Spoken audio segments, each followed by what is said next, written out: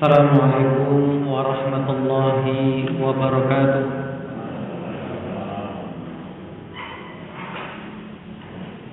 Innal hamdalillah nahmaduhu wa nasta'inuhu wa nastaghfiruh wa na'udzu billahi min shururi anfusina wa sayyiati a'malina. Man yahdihillahu fala mudilla lahu ومن يضلل فلا هادي له وأشهد أن لا إله إلا الله وحده لا شريك له وأشهد أن محمدا عبده ورسوله يا أيها الذين آمنوا اتقوا الله حق تقاته ولا تموتن إلا وأنتم مسلمون أما بعد. Kaum muslimin rahimakumullah, alhamdulillah, ibu-ibu, bapak-bapak, saudara kaum muslimin yang semoga Allah selalu merahmati kita semua. Marilah kita bersyukur kehadirat Allah Subhanahu wa taala atas curahan limpahan nikmat yang begitu banyak, tidak terhitung, tidak terbilang. Salah satunya kita masih berkesempatan untuk terus berthalabul ilmi, menuntut ilmu yang dengan ilmu ini menjadi makanan, menjadi sumber kehidupan dari hati kita. Dan orang yang masih bisa menikmati kehidupan hati, berarti dia hidup dengan kehidupan yang sebenarnya. Salawat dan salam tidak lupa kita haturkan kepada beliau, panutan teladan kita Rasulullah Muhammad sallallahu alaihi wa ala alihi wasallam. Alhamdulillah, kita telah menyelesaikan di pertemuan kita yang lalu tafsir surat apa? At-Tariq. Kita sekarang masuk kepada surat berikutnya, yaitu surat Al-A'la. Al-A'la artinya apa? Yang maha tinggi. Penulis Al-Ustaz Dr. Firanda Andirja hafizahullah menyebutkan surah Al-A'la merupakan surah ke-87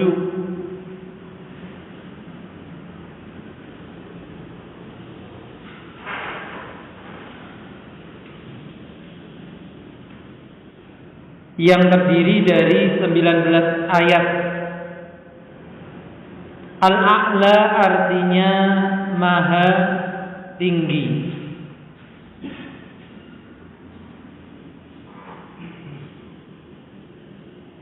Keutamaan surat Al-A'la. Surah Al-A'la merupakan surah yang istimewa karena banyak dihafalkan oleh kaum muslimin. Berarti ini perlu dicek ya. Siapa yang belum hafal? Surah ini juga sering dibaca imam ketika salat berjamaah. Ada banyak dalil yang menyebutkan keutamaan surah Al-A'la. Bahkan dalam sebuah riwayat disebutkan bahwa Nabi sallallahu alaihi wasallam mencintai surah Al-A'la.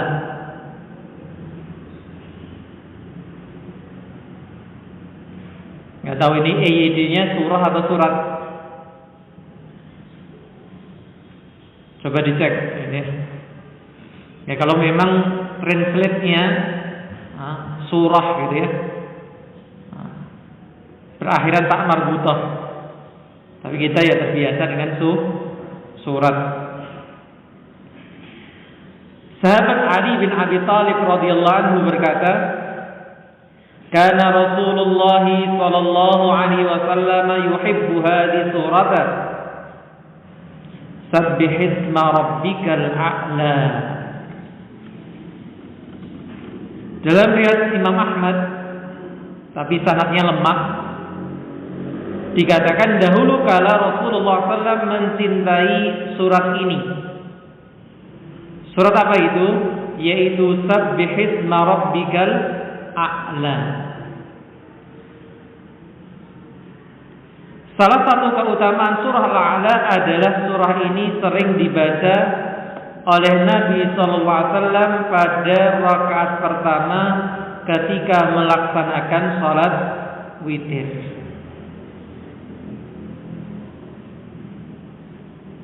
Tapi seperti diungkapkan sering, berarti bukan keharusan. Ini yang perlu kita pahami. Sehingga kadang seorang imam itu perlu mengganti dengan surat yang lain. Jangan setiap kali ditunjuk maju dari imam, witirnya diawali dengan apa? Sabbihi diiringi dengan Al-Kafirun, diiringi dengan Al-Ihsan. Sesekali, 2 kali diganti dengan surat yang lain, supaya makmum yang di belakangnya tidak menganggap surat-surat ini wajib. Nanti akan disinggung. Wallahu alam. Dari Ubay bin Ka'ab kurang lebih radhiyallahu anhu, ia berkata, jazakumullahu khairan telah menyimak. Kana Rasulullah sallallahu alaihi wasallam wa sahbihi ajma'in yutiru bi isma rabbikal a'la anta astaghfiruka wa qul ya ayyuhal kafirun. Assalamualaikum warahmatullahi wa qul huwallahu ahad. Adalah Rasulullah sallallahu alaihi wasallam dahulu kala salat witir dengan membaca Sabbih isma rabbikal a'la, Qul ya ayyuhal kafirun, dan Qul huwallahu ahad. Ini yang paling sering dibaca. Dan kita tahu salat witir merupakan salat yang sangat mulia. Bahkan sebagian ulama berpendapat bahwa salat witir itu apa? Hukumnya wajib.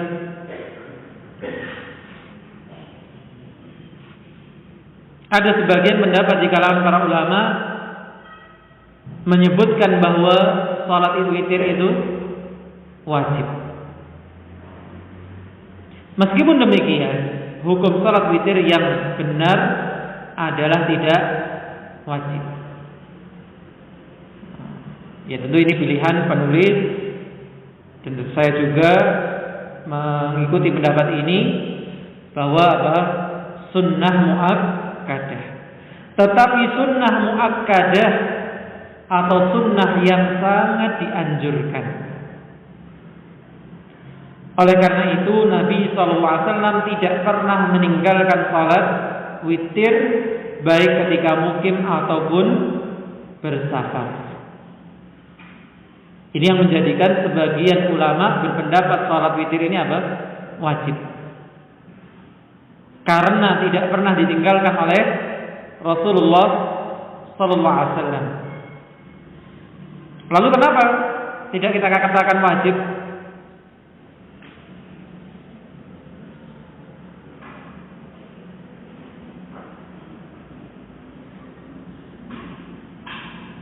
Kalau memang faktanya Rasulullah SAW selalu mengajarkan salat witir, kenapa kita tidak ikut pendapat yang mengatakan salat witir wajib? Kenapa?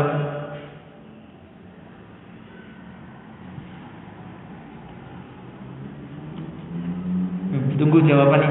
Kita minum dulu.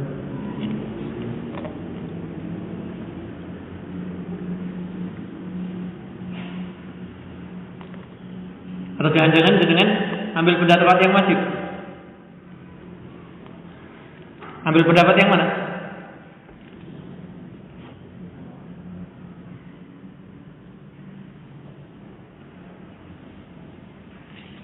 Sudah pernah belajar belum tentang perbedaan pendapat di sini?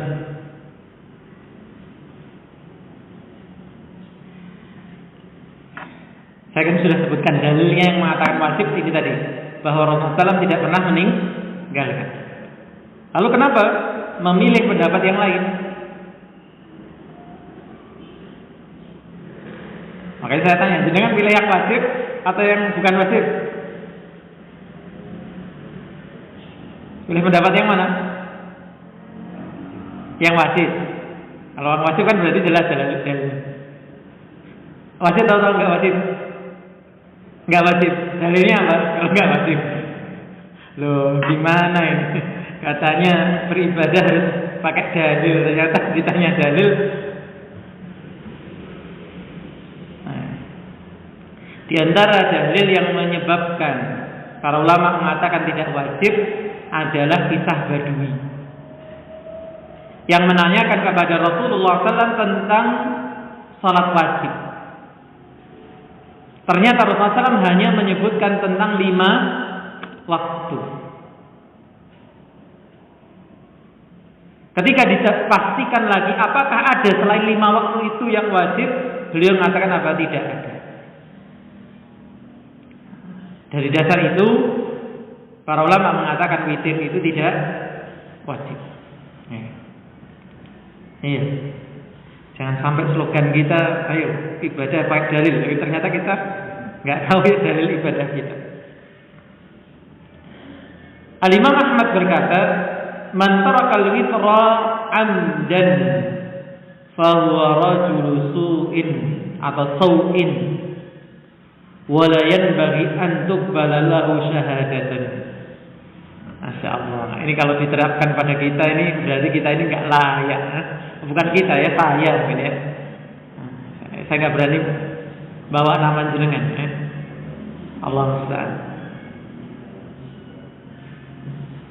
Apa itu? Siapa yang meninggalkan salat witir dengan sengaja, ia adalah seorang yang buruk. Saking tingginya kedudukan salat witir. Orang sengaja tidak salat witir itu dianggap apa? Orang jelek. Dan kejelekannya dinilai dengan apa? Tidak pantas untuk diterima syahadah. Apa itu? Persaksiannya.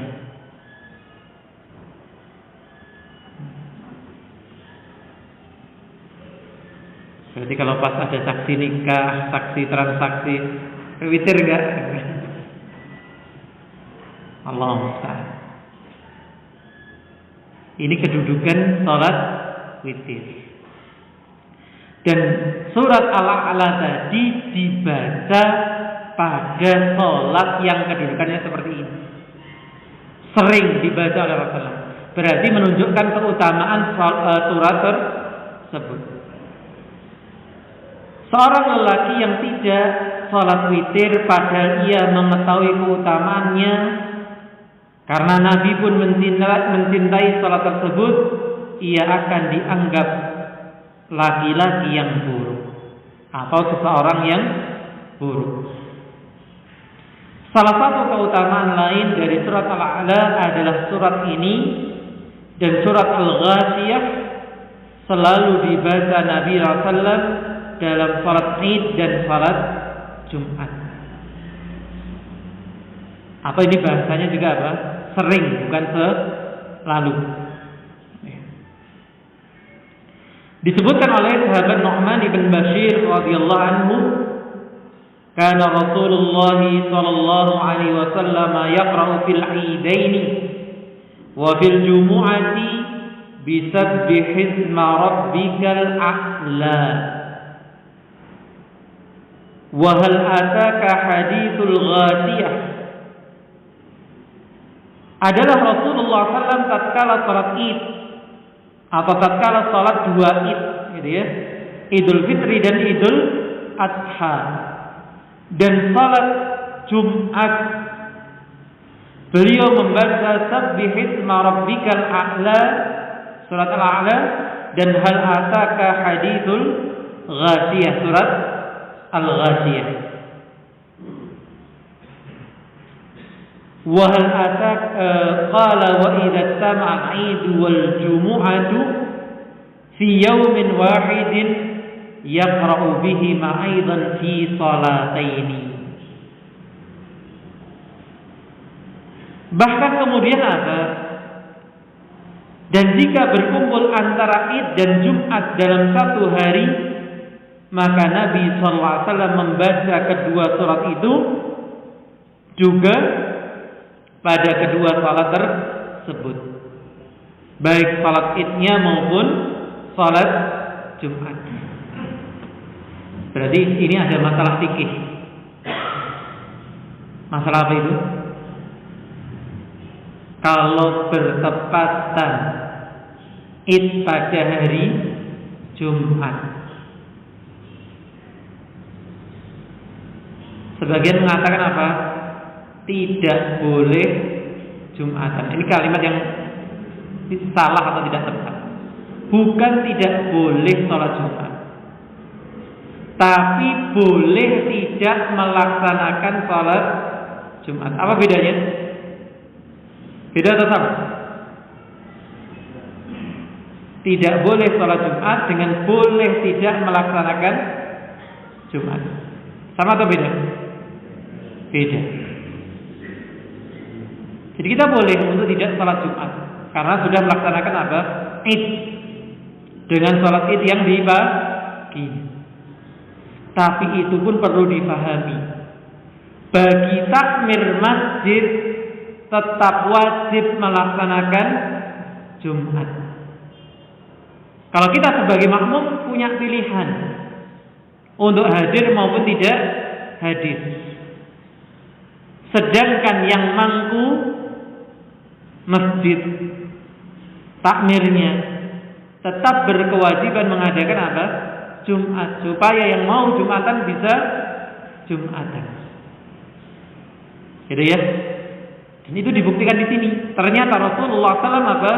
Meskipun ada salat Id di hari tersebut tetap melaksanakan Jumatan.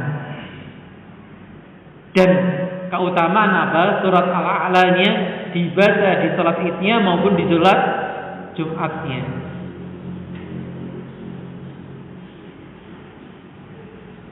Hal ini menunjukkan keutamaan kedua surat tersebut karena dipilih dan dibaca Nabi SAW ketika kaum muslimin sedang berkumpul. Tentu kenapa diulang-ulang dibaca di saat kaum muslimin berkumpul? Kandungan kedua surat ini sangat penting untuk didengar kaum muslimin pada saat itu. Nah, tentunya bukan hanya saat itu saja. Saat itu yang mereka begitu mendengar langsung paham. Nah, kita ya setiap Jumat mendengar ya belum paham-paham. Nah, ini yang menjadi PR. Hari raya kaum muslimin adalah hari raya yang istimewa. Hari ini tidak sama dengan hari raya umat-umat lain yang berisi sekedar hura-hura yang melupakan akhirat.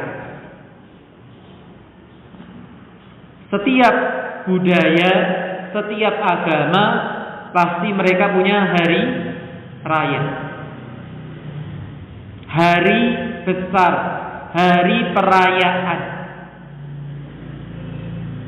Maka kaum muslimin atau syariat Islam yang sejalan dengan fitrah ini menetapkan bagi kaum muslimin hari raya pula.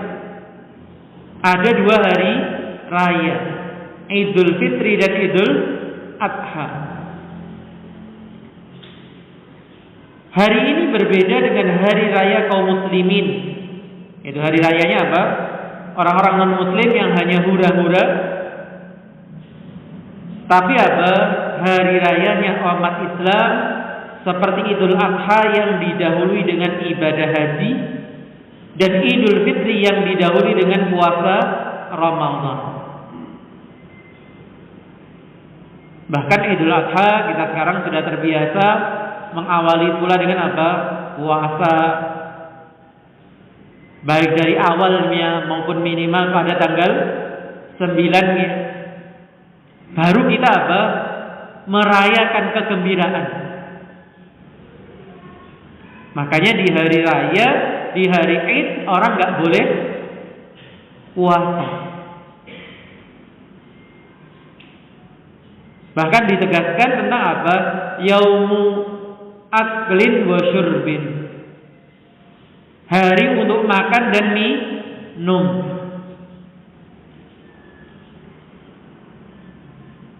Jadi semua didahului dengan apa? Ibadah. Kedua hari raya tersebut juga dibuka dengan salat sebagai bentuk rasa syukur kepada Allah. Dan masing-masing hari raya diawali dengan salat Id. Oleh sebab itu hari raya kaum muslimin memang sangatlah indah. Memadukan kegembiraan kesenangan dunia dan mengingat akhirat. Salah satu hadis lain yang menyebutkan surah Al-A'la adalah kisah Mu'adz bin Jabal radhiyallahu anhu yang terlalu panjang bacaannya ketika menjadi imam.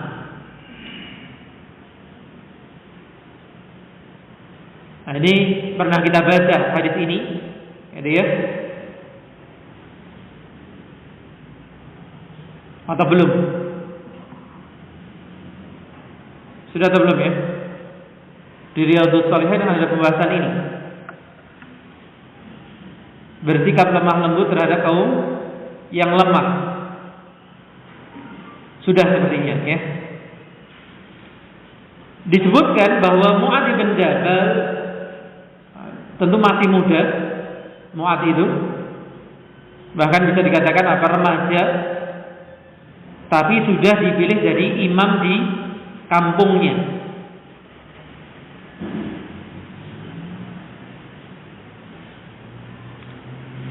Disebutkan oleh Jabir radhiyallahu anhu, "Shalla Mu'adz bin Jabal al-Ansari li ashabil Isya." Mu'adz bin Jabal al-Ansari pernah memimpin salat Isya. Fatawwala 'alaihim fansarafa rajulun minna.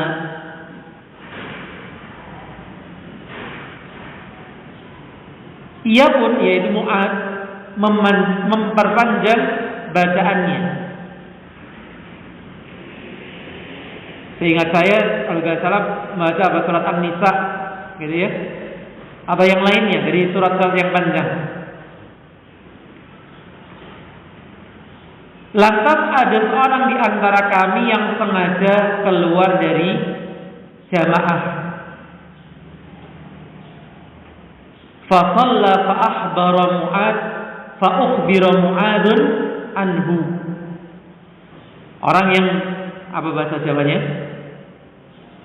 Metal gitu ya. Mutus di tengah jalan, enggak ngikut jamaah terus salat sendirian. Mu'adz pun diberitahu keadaan orang tersebut, dikabari.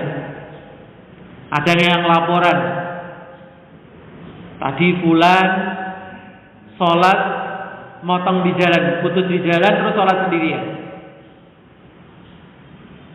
Faqala innahu munafiqun. Mendengar berita ini langsung divonis sama Mu'adz.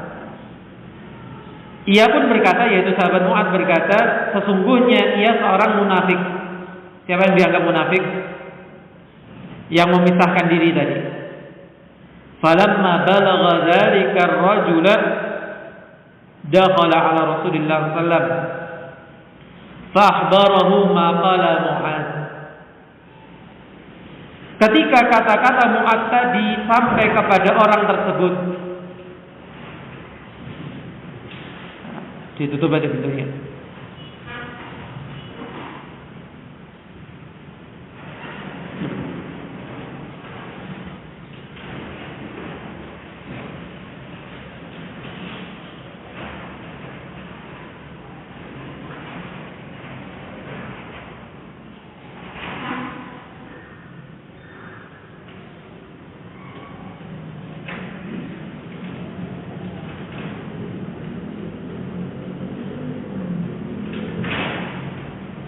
Ketika kata-kata Mu'ad sampai kepada orang tersebut, ia pun mendatangi Rasulullah sallallahu alaihi wasallam dan mengabari beliau ucapan Mu'ad kepadanya.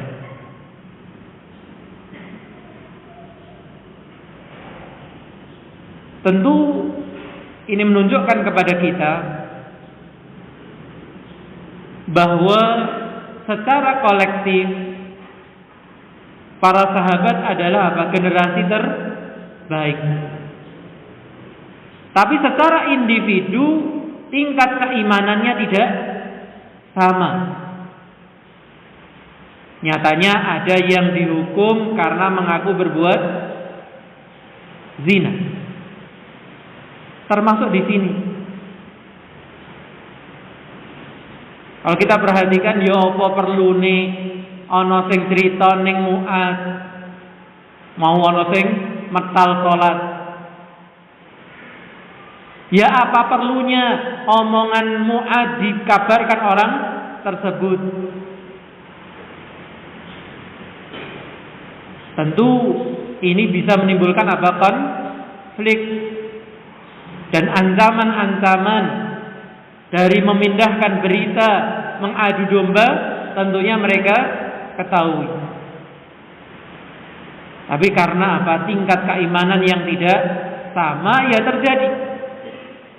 Dan ini ibrah untuk kita semua. Tidak setiap ucapan, tidak setiap berita yang kita dengar tentang fulan dan fulan harus disampaikan kepada orang lain. Bahkan bisa jadi menjadi bahan adu domba. Sebaliknya kita pun demikian. Mendengar berita tidak perlu terlalu reaktif. Karena jangan-jangan berita itu memang ditujukan untuk mengadu domba. Jadi kita harus bisa selektif dalam memilih dan memilah berita. Faqala lahu an-nabiy sallallahu alaihi wasallam, maka berkatalah Nabi sallallahu alaihi wasallam kepada siapa? Sahabat Mu'ad, memberikan nasihat. Aturidu an takuna fattanan ya Mu'ad. Cukup tegas yang disampaikan oleh Nabi SAW kepada sahabat Mu'ad. Apakah engkau ingin menjadi pembuat fitnah wahai Mu'ad? Padahal Mu'ad itu apa? Ngimami salat. Tapi Nabi SAW mengatakan, apakah kamu mau bikin fitnah? Bahasa sekarangnya apa? Apa kamu mau bikin gaduh?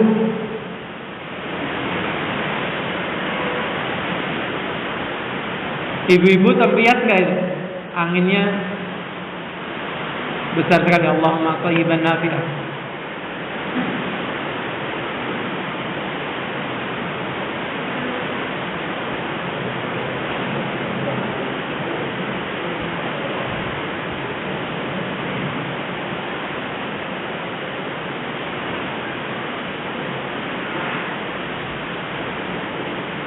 Ya, kita cermati kisah ini.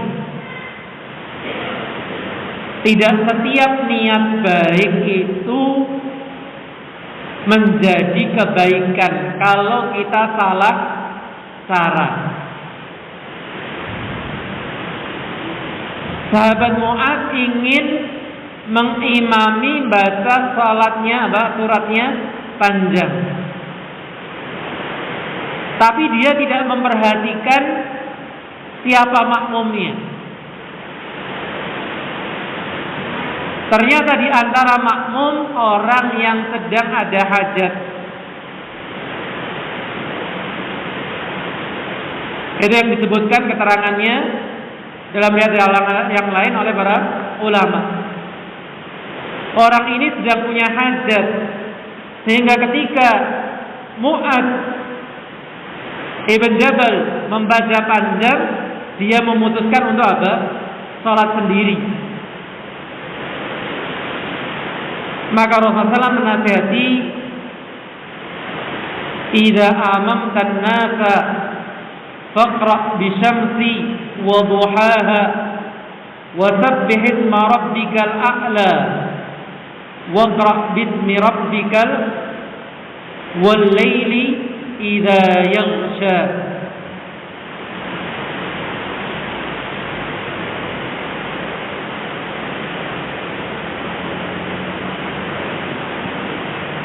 Rasulullah SAW menasihati, jika engkau mengimami orang-orang, kapan di waktu Isya sesuai dengan kejadiannya, bacalah surat Asy-Syams atau surat Al-A'la atau surat Al-Alaq atau surat Al-Lail. Saya ingat waktu saya menerangkan hadis ini pun masih perlu dikoreksi, dipertimbangkan ketika kita baca sekarang.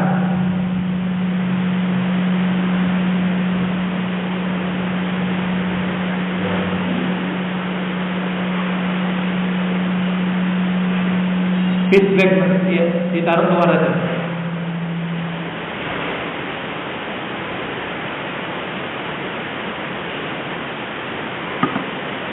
Ini pun kalau kita mencermati masyarakat kita hari ini pada umumnya, pada keumuman masjid-masjid, surat-surat ini umumnya dibaca kapan? Sholat subuh. Untuk sholat Isya masih terlalu panjang. Maka ini pun menjadikan kita harus bijak. Jangan saklek juga. Hadis ini mengatakan surat ini dibaca salat Isya.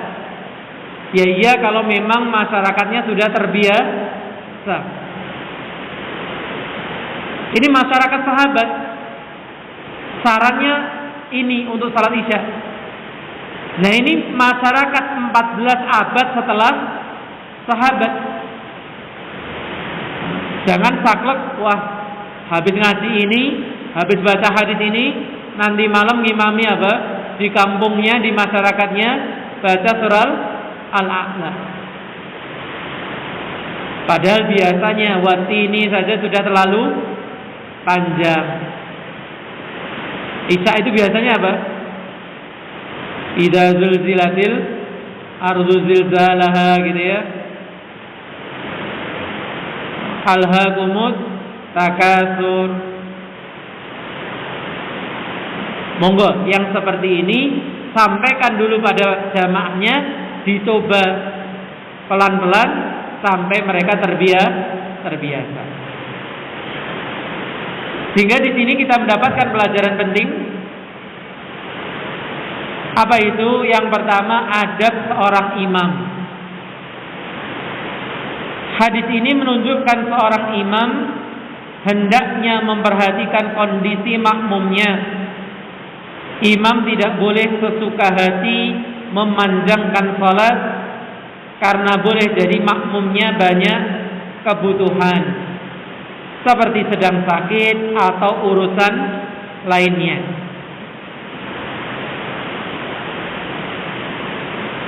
Yang kedua, pelajaran penting lainnya adalah sebagian imam memanjangkan zikirnya secara berjamaah, bahkan zikirnya lebih panjang dari salat itu sendiri.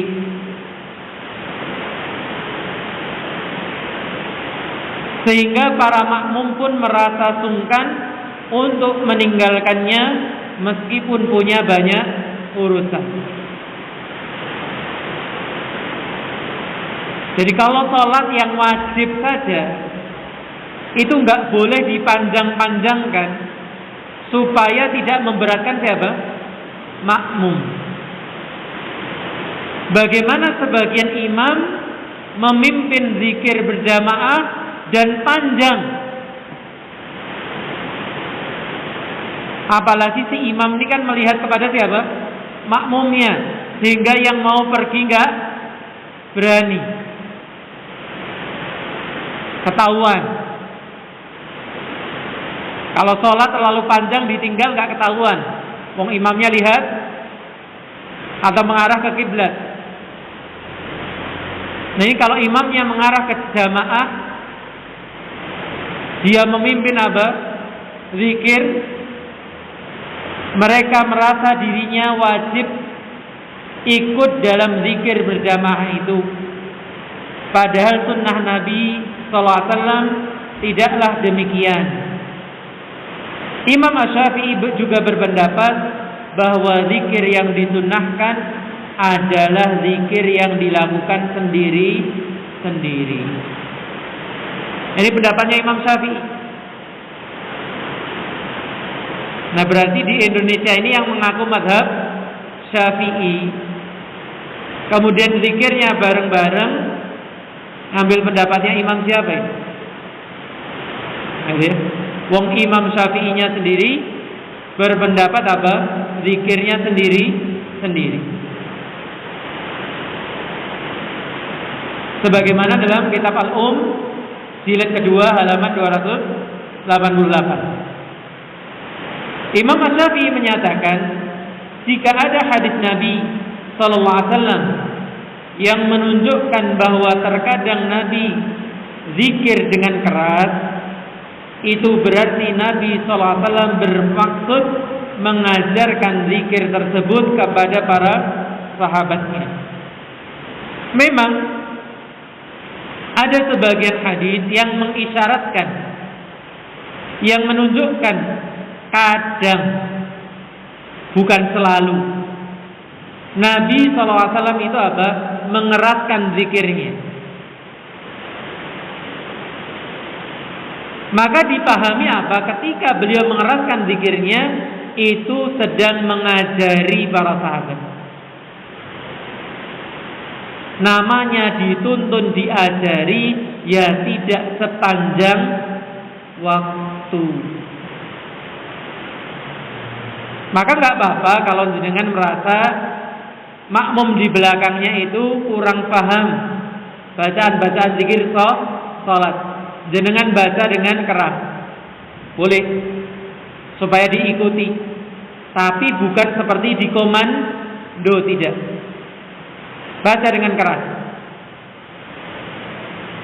Jika para makmum telah mengerti tata cara zikir sesuai sunnah, hendaknya mereka berzikir sendiri-sendiri. Itu juga ada dalam surat Al-Um di halaman berikutnya. Dalam kitab Al-Um halaman berikutnya. Pendapat Imam Syafi'i ini juga dipilih oleh Imam An-Nawawi.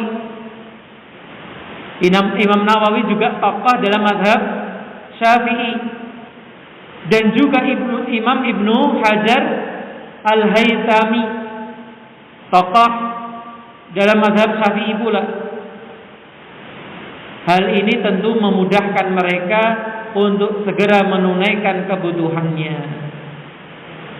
Dan ketika makmum diberikan kesempatan untuk zikir sendiri-sendiri, apa? Memudahkan urusan. Yang waktunya longgar, yang keadaannya sehat, mau zikir panjang, gak masalah. yang ada hajat keperluan atau sedang kesehatannya tidak fit, zikir pendek terus pulang, nggak masalah. Si imam sendiri, kalau dia ada keperluan zikir pendek pergi, nggak masalah. Tidak kemudian terjebak dalam apa? Woh pakai woh Arab dang mulai iki zikir rong rampung, baik imamnya sendiri maupun si makmum. Dan lihat, jika kita mengikuti dalil itu mudah. Jika salat yang terlalu lama saja ditegur oleh Nabi SAW, apalagi zikir yang dilakukan secara berjamaah sehingga menyebabkan jamaah tidak dapat menunaikan kebutuhannya karena merasa wajib untuk mengikuti zikir berjamaah tersebut. Oleh karena itu, seseorang hendaknya berusaha menjalankan ibadah sesuai dengan sunnah yang diajarkan Nabi sallallahu alaihi wasallam. Wallahu a'lam bissawab. Baik, ini pengantar berkaitan dengan surat yang akan kita pelajari, yaitu surat Al-A'la. Silakan kalau mungkin ada koreksi, tambahan atau pertanyaan.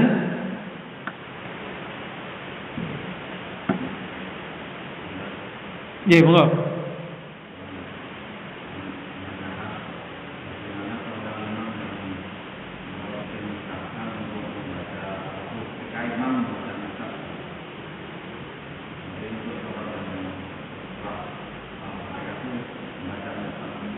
Membaca mushaf, ya. Bagaimana dengan seorang imam yang dia mengimami itu dengan membaca mushaf? Hukum asalnya seorang imam mengimami apa? Dengan apa yang dia hafal.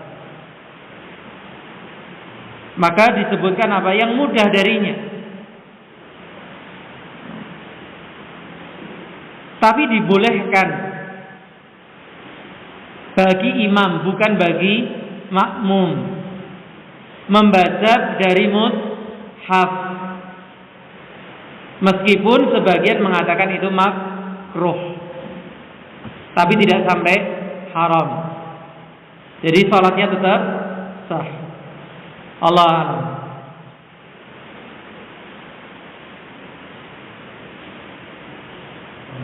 Silakan.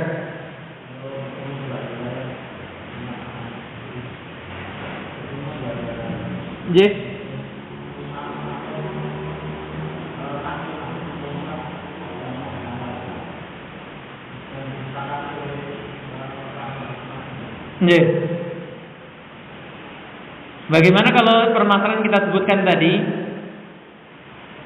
ketika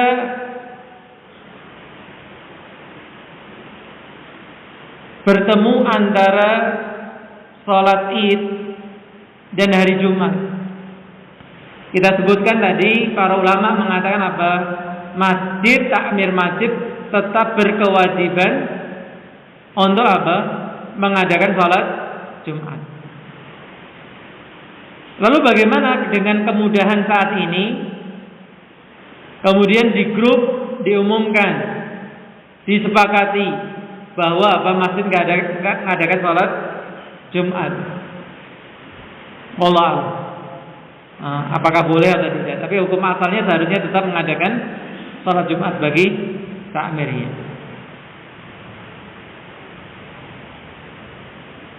Perlu dicari fatwanya.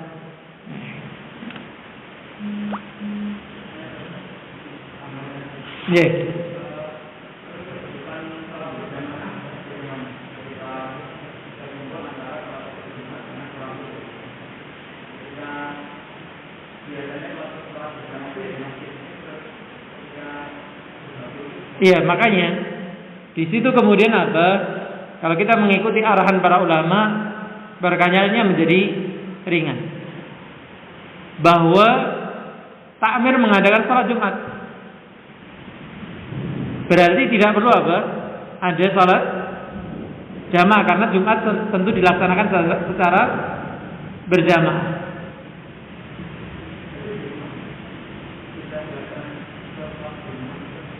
Bagaimana?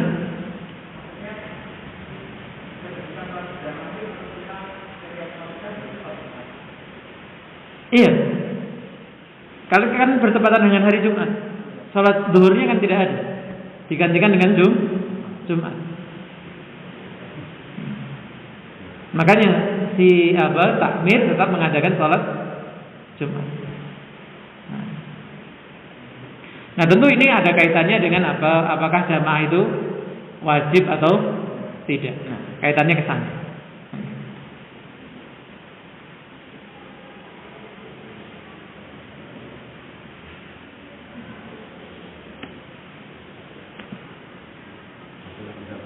Dalam?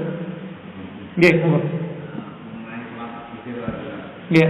Kadang-kadang kita takut kejangan, terus setelah mau tidur witir itu kalau dibiasakan belum. Bagaimana kalau kita terbiasa witirnya sebelum tidur? Tidak masalah. Karena seperti disebutkan Abdullah bin Umar, Abu Hurairah dan yang lainnya, "Ausani khalili bisalatin." Berwasiat kepadaku kekasihku 3 hal. Dari 3 hal ini salah satunya apa? Al-witru qablan naum. Witir sebelum tidur. Kalau memang kita takutkan kita ini bangunnya malam susah, seringkalinya kebablasan, setelah mendapatkan penjelasan ini ya sudah, saya witir saja kapan? Sebelum tidur. Tidak masalah. Allah. Malah itu lebih baik daripada tidak witir sama sekali. Nah.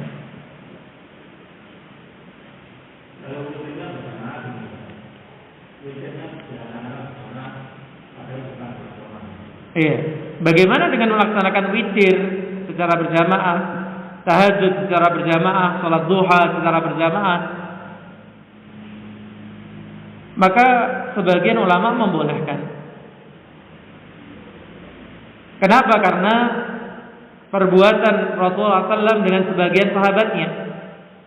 Di antaranya kisahnya Abdullah bin Mas'ud, kisahnya Hudzaifah bin Yaman, yang mereka melihat Rasulullah SAW salat di malam hari, kemudian apa? Mereka makmum di belakangnya. Sebagian menerangkan tentang hadis ini bahwa ini dilakukan tanpa kesepakatan. Jadi Rasulullah SAW tidak membuat janji dengan para sahabat tadi untuk salat berjamaah. Maka kalau salat sunnahnya dilakukan seperti itu boleh, kata sebagian yang lain. Tapi hal ini juga terbantahkan dalam kisahnya Anas bin Malik. Ketika Rasulullah SAW berkunjung ke rumahnya Anas bin Malik, kemudian ditunjukkan tempat untuk salat. Beliau pun salat dan diikuti oleh sahabat Anas dan beberapa orang yang di situ. Salat apa itu? Sebagian mengatakan salat duha, karena nggak mungkin itu salat wajib mau dilakukan di mana? Di rumah. Berarti ini apa? Dilakukan secara sengaja, secara berjamaah. Tapi tentunya hal itu bukan kerutinan Rasulullah SAW. Maka kalau takmir masjid melihat masyarakat kampungnya semangatnya ibadah kurang, belum mengenal salat malam, belum mengenal salat witir, diadakan sesekali berjamaah, tidak masalah insyaallah. Allah. Atau di pondok pesantren atau di sekolah kadang dilakukan, tapi kemudian bukan agenda yang terus menerus.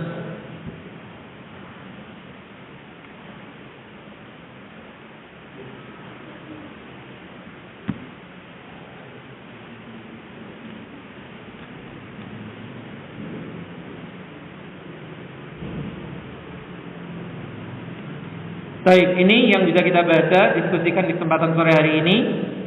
Semoga bermanfaat. Kurang lebihnya saya mohon maaf. Subhanakallahumma wa bihamdika asyhadu an la ilaha illa anta astaghfiruka wa atubu ilaik.